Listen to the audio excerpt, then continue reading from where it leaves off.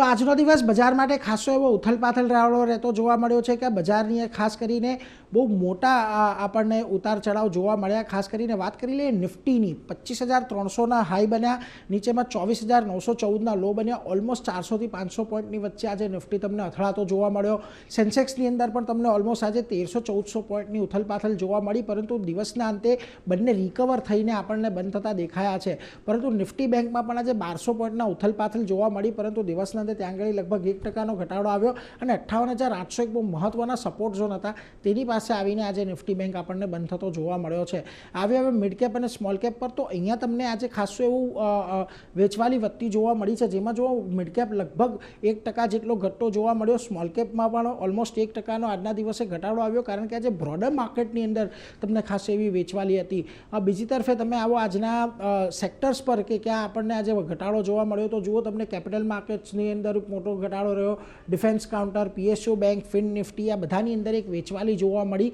માત્ર 2 સેક્ટર એવા હતા કે જ્યાં આગળ થોડા ગ્રીન ઝોનમાં જોવા મળ્યા, એક ઓઇલ એન્ડ ગેસ કંપનીઓ હતી અને બીજી મેટલ કંપનીઓ હતી કે જેના બળે જ આજે તમને થોડીક રિકવરી નિફ્ટી અને સેન્સેક્સની અંદર આવતી જોવા મળી।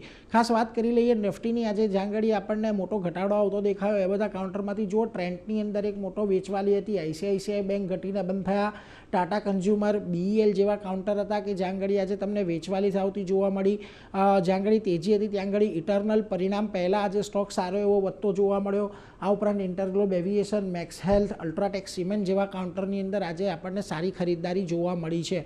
વેલ મિડ કેપ પર આવો તો આજે તમને અહીંયા ખાસી એવી મૂવ આવતી જોવા મળી। આજના દિવસે અહીંયા જ્યાં આગળ ઘટાડો રહ્યો છે એમાં Kalyan Jewellers, SRF, Tata communication, Paytm જેવા કાઉન્ટર રહ્યા કે જ્યાં આગળ એક મોટી વેચવાલી રહી, પરંતુ જૂથ સ્ટોક એવા પણ હતા કે અહીંયા જ્યાં તમને ખરીદદારી જોવા મળી છે અને એમાં ખાસ કરીને જો આઈટીસી, હોટલ, સ્વિગી, ભારતી હેક્ઝાકોમ અને કોચિન શિપયાર્ડનો સમાવેશ થાય છે। હવે આજે નિફ્ટી તમને જે લેવલ પર બંધ થતું જોવા મળ્યું છે 25,150 એ ઘણા મહત્વના સપોર્ટ ઝોન પણ છે, એટલે એને આજે જાળવવામાં સફળ રહ્યું છે। જો કે હજી પણ કોઈ બહુ મોટી તેજીની અપેક્ષા અત્યારે અહીંયાથી નથી લાગી રહી, પરંતુ 25,000ના એક લેવલની નીચે જો નિફ્ટી આપણને ક્લોઝિંગ બેસિસ પર જતું જોવા મળે તો પછી કદાચ વધારે વેચવાલી આવતી જોવા મળી શકે છે।